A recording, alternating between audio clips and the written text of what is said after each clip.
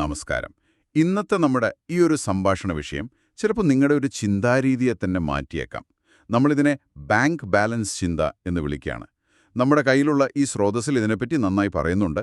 അപ്പം നമ്മളിന്ന് നോക്കുന്നത് എന്താണ് ഈ ഒരു ചിന്താരീതി, ഇതെങ്ങനെയാണ് ശരിക്കും പ്രവർത്തിക്കുന്നത്, പിന്നെ നിങ്ങൾ നേരിടുന്ന ഏതെങ്കിലും ഒരു പ്രശ്നത്തെ, ഒരു വെല്ലുവിളിയൊക്കെ തരണം ചെയ്യാൻ ഇതെങ്ങനെ ഉപയോഗിക്കാം എന്നൊക്കെയാണ്. നമുക്കറിയാം, വിജയത്തിലേക്കുള്ള പുതിയ വഴികൾ, നല്ല പ്രാക്ടിക്കൽ തന്ത്രങ്ങളൊക്കെ അറിയാൻ നിങ്ങൾക്ക് താല്പര്യമുണ്ടാവും. അതുകൊണ്ട് അധികം ഇൻട്രോ ഇല്ലാതെ നമുക്ക് നേരെ കാര്യത്തിലേക്ക് കിടക്കാം, അല്ലേ? ഒരു ബാങ്ക് അക്കൗണ്ട് പോലെ ചിന്തിക്കുന്നത് പ്രശ്നം തീർക്കാൻ എങ്ങനെയാണ് ഹെൽപ്പാവുന്നത്? ഈ ബാങ്ക് ബാലൻസ് ചിന്തയുടെ ഒരു ബേസിക് ഐഡിയ ഭയങ്കര സിമ്പിളാണ്. നിങ്ങളുടെ മുന്നിൽ ഒരു പ്രശ്നമുണ്ടെന്ന് വെക്കുക, ചെറുതോ വലുതോ എന്തോ ആയിക്കോട്ടെ. അതിനെ ഒരു 0 ബാലൻസുള്ള ബാങ്ക് അക്കൗണ്ടായിട്ട് കാണുക. തുടക്കത്തിലൊന്നുമില്ല, കാലിയാണ്. ഇനി ആ പ്രശ്നം തീർക്കാൻ നിങ്ങൾ ചെയ്യുന്ന ഓരോരോ ചെറിയ കാര്യങ്ങളില്ലേ, ഒരു ഫോൺ വിളി, ഒരു മെയിൽ അയക്കുന്നത്, ഒരു ഐഡിയ ടെസ്റ്റ് ചെയ്യുന്നത്, ഒരു ബുക്ക് വായിക്കുന്നത്, ആരോടെങ്കിലും ഒന്ന് സംസാരിക്കുന്നത്, ഇതൊക്കെ ആ അക്കൗണ്ടിലേക്ക് നിങ്ങൾ നടത്തുന്ന ഡെപ്പോസിറ്റുകളാണ്, നിക്ഷേപങ്ങൾ. അതെ അതെ, അവിടെയാണ് ഇതിന്റെ എന്താ പറയാ ഒരു പ്രത്യേകത. നമ്മൾ സാധാരണ ഒരു പ്രശ്നം വരുമ്പോൾ എന്ത് ചെയ്താൽ വേഗം റിസൾട്ട് കിട്ടും, ഏതാണ് ഏറ്റവും നല്ല സ്റ്റെപ്പ് എന്നൊക്കെ ആലോചിച്ച് ഒരുപാട് സമയം കളയും, അല്ലേ? ശരിയാണ്, പെർഫെക്റ്റ് സ്റ്റെപ്പ് നോക്കിയിരിക്കും. ആ എന്നാൽ ഈ ബാങ്ക് ബാലൻസ് ചിന്ത പറയുന്നത് ഏത് നിക്ഷേപം വിജയിക്കും എന്നുള്ളത് തുടക്കത്തിൽ അത്ര പ്രധാനമല്ല എന്നാണ്. പ്രധാനം ആ നിക്ഷേപം നടത്തുക എന്നത് തന്നെയാണ്, ആ ഒരു പ്രവൃത്തി. കാരണം ഓരോ ഡെപ്പോസിറ്റും അത് വിജയിച്ചാലും ഇല്ലെങ്കിലും നിങ്ങൾക്ക് എന്തെങ്കിലും ഒരു ഇൻഫർമേഷൻ തരുന്നുണ്ട്. ചിലപ്പോൾ നിങ്ങളൊരു നിക്ഷേപം നടത്തി അത് അക്കൗണ്ടിലെ ബാലൻസ് കൂട്ടി, അതായത് ആ ചെയ്ത കാര്യത്തിന് ഫലമുണ്ടായി. ചിലപ്പോൾ അത് ഫലം കണ്ടില്ലെന്ന് വരും, ഒരു ബൗൺസ് പോലെ. പക്ഷേ അതും ഈ കളിയുടെ ഭാഗാ. 0 ബാലൻസ് ഉള്ള അക്കൗണ്ടിൽ മാറ്റം വരണമെങ്കിൽ ട്രാൻസാക്ഷൻസ് നടക്കണം, ഡെപ്പോസിറ്റ് ചെയ്യണം, അത്രയുള്ളൂ. അപ്പോൾ റിസൾട്ട് ഉറപ്പില്ലെങ്കിലും ആക്ഷൻ എടുക്കാനാണ് ഇത് പറയുന്നത്. ഇത് നമ്മൾ എപ്പോഴും കേൾക്കുന്ന ആ പെർഫെക്ഷനിസം, അതായത് എല്ലാം കുറ്റമറ്റ രീതിയിലേ ചെയ്യാവൂ എന്നുള്ള ചിന്തയിൽ നിന്ന് ശരിക്കും വ്യത്യസ്തമാണല്ലോ. തീർച്ചയായും. നമ്മൾ അനാലിസിസ് പാരാലിസിസ് എന്ന് പറയുന്ന ഒരവസ്ഥയുണ്ടല്ലോ. അനലൈസ് ചെയ്ത് അവസാനം ഒന്നും ചെയ്യാതെ ഇരിക്കുന്നത്. അതെ, അതിനെ മറികടക്കാൻ ഇത് ഭയങ്കര എഫക്റ്റീവാണ്. നമ്മൾ എന്തുകൊണ്ടാണ് പലപ്പോഴും ഈ അനാലിസിസ് പാരാലിസിസിൽ പെടുന്നത്? ഒന്ന്, തോറ്റുപോകുമോ എന്ന പേടി. ശരിയാണ്. പെർഫെക്റ്റ് പ്ലാനിന് വേണ്ടി കാത്തിരിക്കുന്നതിനേക്കാൾ നല്ലത് ചെറുതായിട്ടാണെങ്കിലും ആക്ഷൻ എടുക്കുന്നതാണ്. ഓരോ ആക്ഷനും ഓരോ നിക്ഷേപവും ഒരു എക്സ്പെരിമെന്റ് കൂടിയാണ്. അത് വിജയിച്ചാൽ കൊള്ളാം, ഇല്ലെങ്കിൽ അതിൽ നിന്ന് പഠിച്ച് അടുത്ത നിക്ഷേപം നടത്താം. അല്ലാതെ വെറുതെ നോക്കിയിരിക്കാതെ കളത്തിലിറങ്ങാൻ ഇത് പ്രേരിപ്പിക്കും. അത് വളരെ ശരിയാണ്. അതായത് ആക്ഷൻ എടുക്കുമ്പോൾ നമ്മൾ ഡേറ്റ കളക്ട് ചെയ്യുകയാണ്. ഏത് വഴി ശരി, ഏത് തെറ്റ് എന്നറിയാനുള്ള ഇൻഫർമേഷൻ. നമ്മുടെ കയ്യിലുള്ള സ്രോതസ്സിലെ ഉദാഹരണങ്ങൾ നോക്കിയാൽ ഇത് കുറച്ചുകൂടി ക്ലിയർ ആവും. ഇപ്പോൾ നിങ്ങൾക്കാളെ ജോലിക്കെടുത്ത് പരിചയമില്ലാന്ന് വയ്ക്കുക. അതൊരു 0 ബാലൻസ് അക്കൗണ്ട്. എന്തു ചെയ്യും? ഒന്നും ചെയ്യാതിരുന്നാൽ അതങ്ങനെ തന്നെ കിടക്കും, 0 പകരം നിക്ഷേപം തുടങ്ങുക. ആൾക്കാരുടെ ലിസ്റ്റ് ഉണ്ടാക്കുക, അവരെ വിളിച്ചു നോക്കുക, ഇന്റർവ്യൂ നടത്തുക, ഈ ഫീൽഡിൽ അറിയുന്നവരോട് സംസാരിക്കുക. ഇതൊക്കെ ആ അക്കൗണ്ടിൽ ബാലൻസ് കൂട്ടാനുള്ള ശ്രമങ്ങളാണ്. ചിലപ്പോൾ ആദ്യത്തെ കുറച്ച് ശ്രമങ്ങൾ പാളിപ്പോകും, അതൊന്നും കാര്യമില്ല. അതെ, പക്ഷെ ഓരോ ശ്രമവും നിങ്ങളെ ആ ലക്ഷ്യത്തിലേക്ക് കുറച്ചുകൂടി അടുപ്പിക്കുകയല്ലേ. അതുപോലെ തന്നെ നിങ്ങൾക്ക് പുതിയ കസ്റ്റമേഴ്സിനെ കിട്ടുന്നില്ല, അതും ഒരു 0 ബാലൻസ് അക്കൗണ്ട്. അവിടെയും സൊല്യൂഷൻ ഇത് തന്നെ, നിക്ഷേപങ്ങൾ നടത്തുക. അതെ, ആക്ഷൻ എടുക്കുക. പുതിയ മാർക്കറ്റിംഗ് ഐഡിയാസ് നോക്കുക, സോഷ്യൽ മീഡിയയിൽ ആക്റ്റീവ് ആവുക, പഴയ കസ്റ്റമേഴ്സിനോട് റെഫറൽ ചോദിക്കുക, നിങ്ങളുടെ പ്രോഡക്റ്റിനെ പറ്റി ഫീഡ്ബാക്ക് ചോദിക്കുക. ഓരോ വാതിലിൽ മുട്ടുന്നതും ശരിക്കും ഓരോ നിക്ഷേപമാണ്. ഇനി കുറച്ചുകൂടി വലിയൊരു കാര്യം, നിങ്ങളുടെ മനസ്സിലൊരു വലിയ വിഷനുണ്ട്, പക്ഷേ അതെങ്ങനെ നടപ്പാക്കുമെന്നതിനെപ്പറ്റി ഒരു പിടിയുമില്ല. ഇത് സാധാരണ സംഭവിക്കുന്നതാണ്. ഇതും ഒരു 0 ബാലൻസ് അക്കൗണ്ട് തന്നെ. പലരും ഇവിടെയാണ് സ്റ്റക്കായി പോകുന്നത്. പക്ഷേ ഈ ചിന്താരീതി വെച്ച് നോക്കുമ്പോൾ ഇവിടെയും വഴി ഒന്നു തന്നെ, നിക്ഷേപം തുടങ്ങുക. എങ്ങനെ? ഒരുപക്ഷേ അതിൻ്റെ ഒരു ചെറിയ പ്രോട്ടോടൈപ്പ് ഉണ്ടാക്കാൻ നോക്കാം, ഒരു മോഡൽ.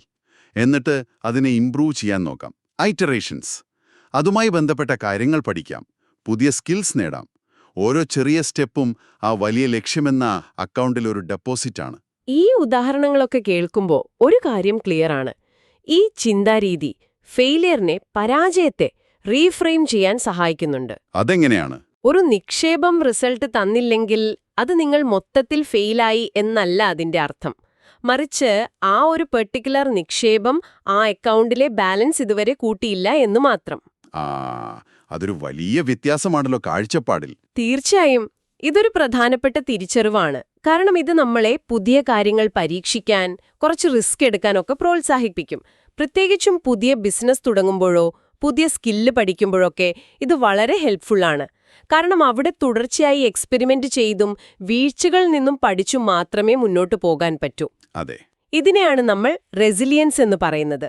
പ്രതിസന്ധികളെ തരണം ചെയ്യാനുള്ള ഒരു കഴിവ്. ഓരോ തിരിച്ചടിയും ഒരു ഫുൾ സ്റ്റോപ്പ് അല്ല, അതൊരു കോമയാണ്. അടുത്ത നിക്ഷേപം നടത്താനുള്ള ഒരു പാഠം കിട്ടി എന്ന ചിന്ത അതിതിലൂടെ വരും. അതെ.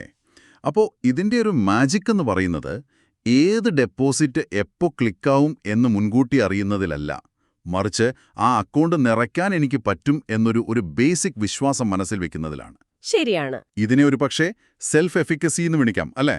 സ്വന്തം കഴിവിലുള്ളൊരു വിശ്വാസം. എനിക്കിത് ചെയ്യാൻ പറ്റും, എന്റെ പ്രവൃത്തി കൊണ്ട് മാറ്റം വരും എന്നൊരു ബോധ്യം. അതെ, അത് തന്നെയാണ് പ്രധാനം. ഈ ചിന്തയുടെ അടിത്തറ അതാണ്.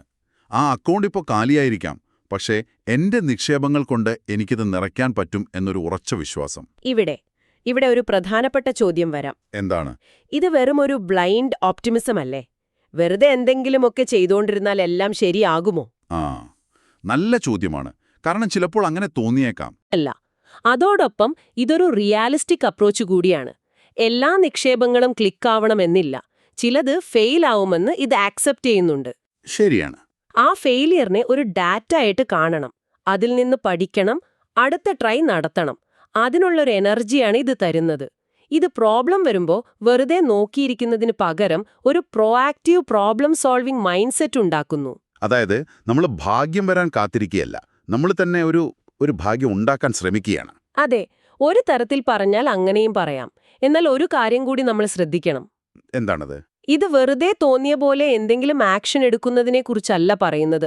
നമ്മൾ നടത്തുന്ന നിക്ഷേപങ്ങൾ അവസാനം ആ അക്കൗണ്ട് നിറയ്ക്കുക എന്ന ലക്ഷ്യത്തോടെയുള്ളതായിരിക്കണം. ഒരു പർപ്പസ് വേണം. ഓക്കെ, റാൻഡം ആക്ഷൻസ് അല്ല. അല്ല, നമ്മൾ എക്സ്പെരിമെന്റ്സിൽ നിന്ന് പഠിക്കണം.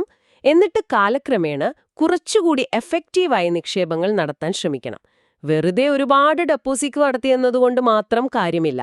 ആ ഡെപ്പോസിറ്റ് കൊണ്ട് അക്കൗണ്ടിലെ ബാലൻസ് കൂടുന്നുണ്ടോ എന്ന് നമ്മൾ നോക്കുകയും വേണം. ശരിയാണ്. അപ്പോൾ ഇതൊരു പർപ്പസ്ഫുൾ എക്സ്പെരിമെന്റേഷനാണ്, ലക്ഷ്യബോധത്തോടെയുള്ള പരീക്ഷണങ്ങൾ. വളരെ കറക്റ്റാണ്. അപ്പോൾ വെറുതെ വർക്ക് ചെയ്യുക എന്നതിനപ്പുറം അതിൽ നിന്ന് പഠിച്ച് മുന്നോട്ട് പോവുക എന്നതും ഈക്വലി ഇമ്പോർട്ടൻ്റ് ആണ്. നമ്മുടെ സ്രോതസ്സിൻ്റെ അവസാന ഭാഗത്തും ഇത് തന്നെയല്ലേ പറയുന്നത്? ഒരു തരത്തിൽ നിങ്ങൾ നേരിടുന്ന പ്രശ്നങ്ങളെക്കുറിച്ച് മണിക്കൂറുകളോളം ഇരുന്ന് അനലൈസ് ചെയ്യുന്നതിന് പകരം ഇപ്പോൾ തന്നെ ചെറുതാണെങ്കിലും കുറച്ച് നിക്ഷേപങ്ങൾ നടത്താൻ തുടങ്ങും. ഇത് നിങ്ങളോടാണ്, ഈ കേൾക്കുന്ന ഓരോരുത്തരോടുമാണ്. ഇപ്പം നിങ്ങളുടെ മനസ്സിലേക്ക് വരുന്ന ഏതെങ്കിലും ഒരു വെല്ലുവിളി, ഒരു ബുദ്ധിമുട്ട്, അതിനെ ഒരു 0 ബാലൻസ് അക്കൗണ്ടായിട്ടൊന്ന് സങ്കല്പിക്കാമോ? ഇന്ന് അല്ലെങ്കിൽ നാളെ തന്നെ ആ അക്കൗണ്ടിലേക്ക് നിങ്ങൾക്ക് എന്ത് ചെറിയൊരു നിക്ഷേപം നടത്താൻ പറ്റും? അതൊരു പക്ഷേ ആ വിഷയത്തെപ്പറ്റി ഒരു 5 മിനിറ്റ് വായിക്കുന്നതാകാം, അല്ലെങ്കിൽ ഒരാൾക്കൊരു മെസ്സേജ് അയക്കുന്നത്. അതെ, അല്ലെങ്കിൽ ഒരു ചെറിയ പ്ലാൻ ഒന്ന് കുറിച്ചിടുന്നത്, എന്തുമാകാം. ആ ആദ്യത്തെ ചെറിയ നിക്ഷേപം എന്തായിരിക്കും? അപ്പോൾ ഇന്നത്തെ നമ്മുടെ ഈ ഒരു ആഴത്തിലുള്ള സംഭാഷണത്തിൻ്റെ ഒരു കാതലിതാണ്. ജീവിതത്തിലെ പ്രശ്നങ്ങളെയും തടസ്സങ്ങളെയും ഭയങ്കര വലിയ സംഭവമായിട്ട് കാണാതെ അവയെ 0 ബാലൻസുള്ള ബാങ്ക് അക്കൗണ്ടുകളായിട്ട് കാണുക. എന്നിട്ട് ആ അക്കൗണ്ട് നിറയ്ക്കാൻ പറ്റുമെന്ന വിശ്വാസത്തോടെ സ്ഥിരമായി നിക്ഷേപങ്ങൾ നടത്തുക. അതായത് ആക്ഷൻസ് എടുക്കുക.